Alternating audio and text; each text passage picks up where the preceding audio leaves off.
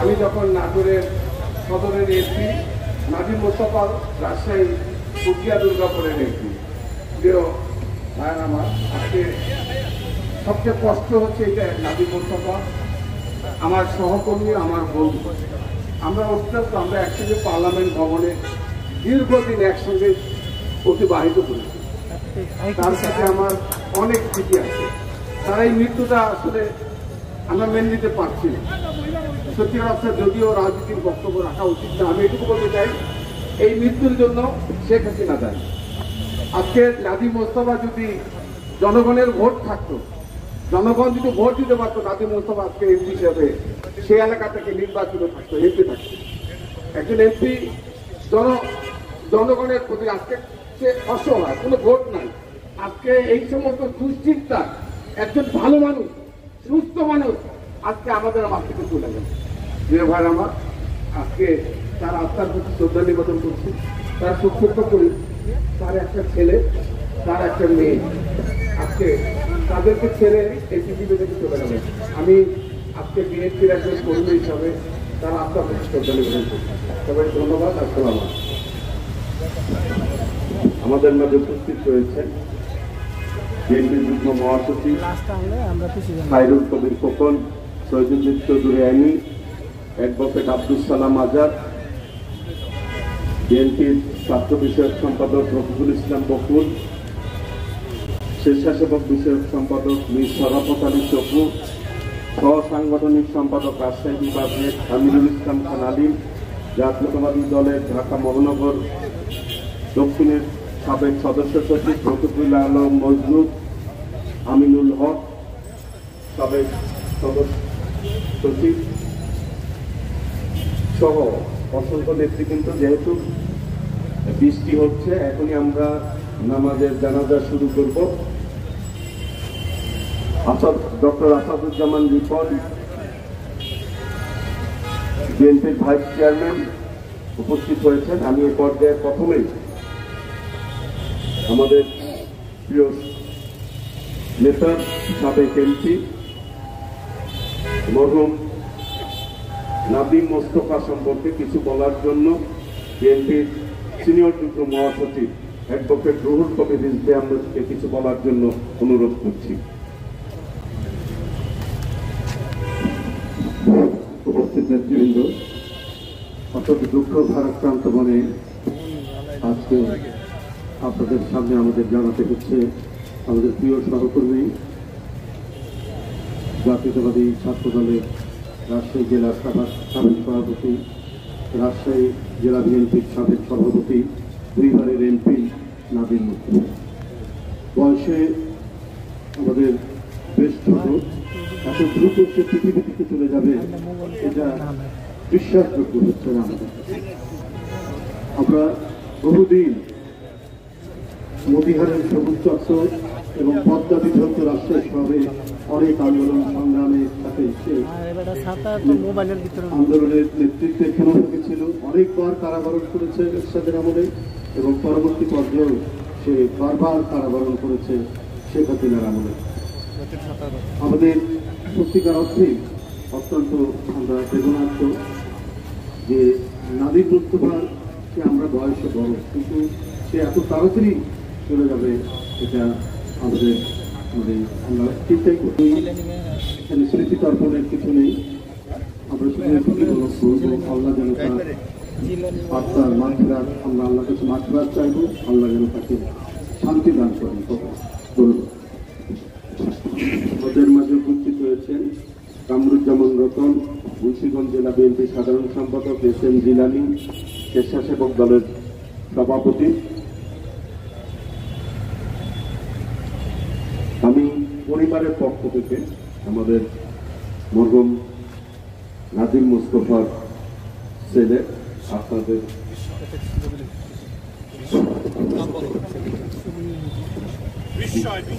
বিস্ময় আপনাদের সামনে কিছু বলবেন।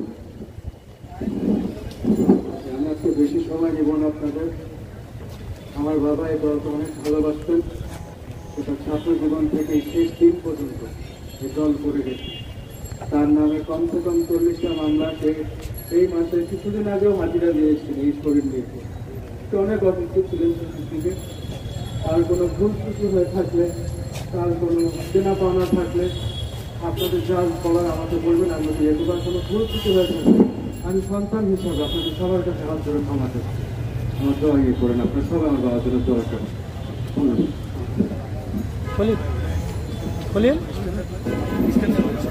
এখন আমাদের জন্য সবাই প্রস্তুত থেকে আমরা জানাজা করাবেন। আমাদের ওলামা দলের সদস্য সচিব অ্যাডভোকেট আবুল হোসেন।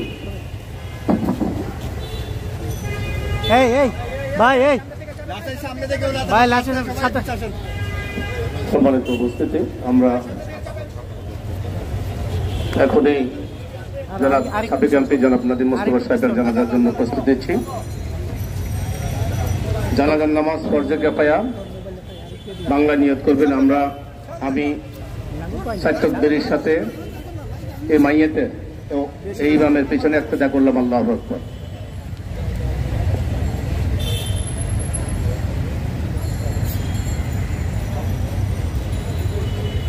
আল্লাহু আকবার।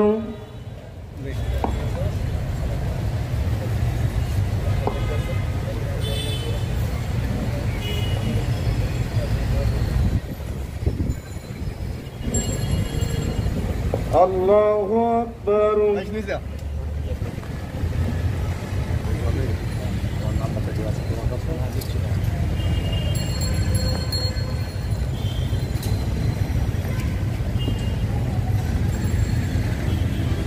আল্লাহু আকবার।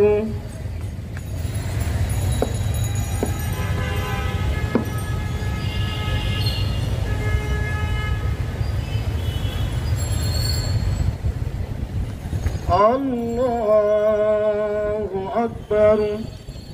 আসসালামু আলাইকুম ওয়া রাহমাতুল্লাহ। আসসালামু আলাইকুম ওয়া রাহমাতুল্লাহ। আল্লাহুম্মা আমিন।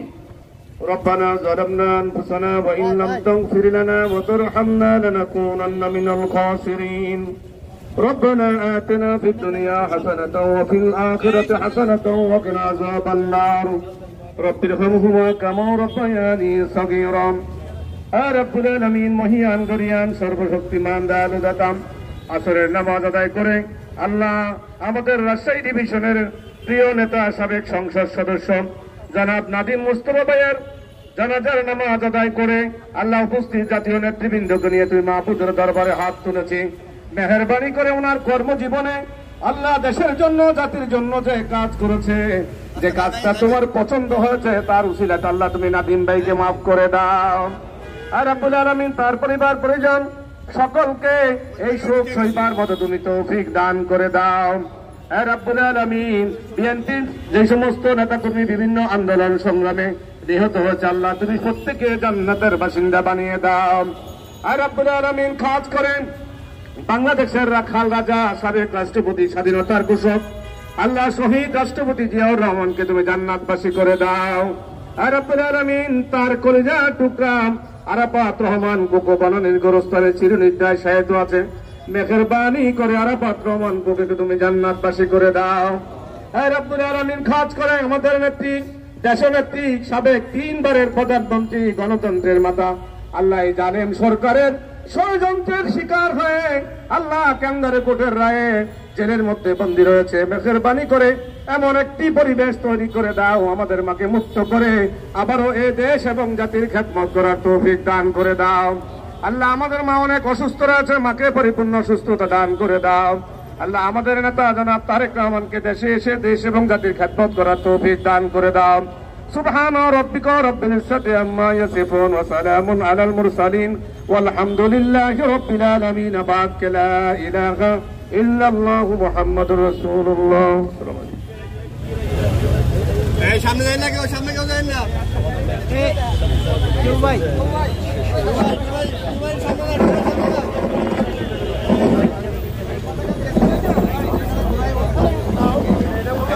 সামনে যায় না, আপনার সামনে খাইলে ঘুরে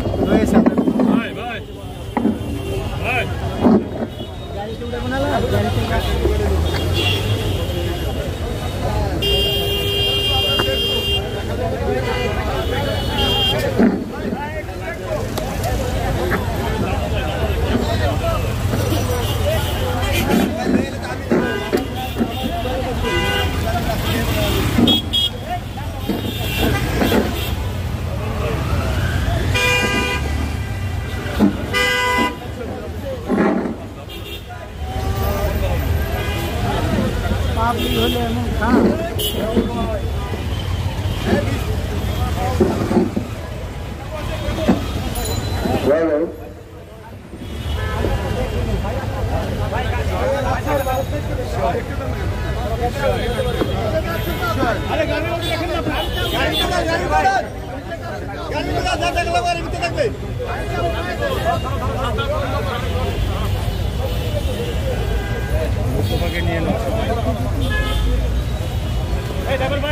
আপনারা সরেন নাই নাকি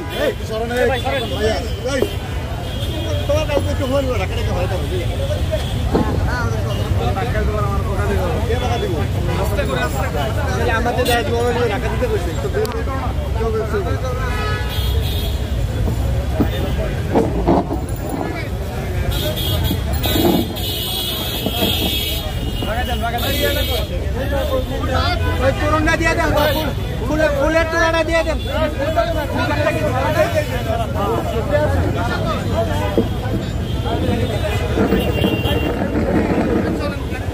বিষয়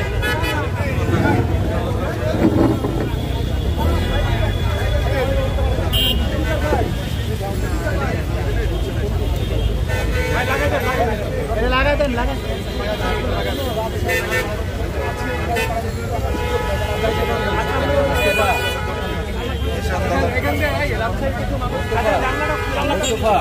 মোস্তফা তুমি গাড়িতে উঠে যাও তুমি গাড়ির সামনে যাই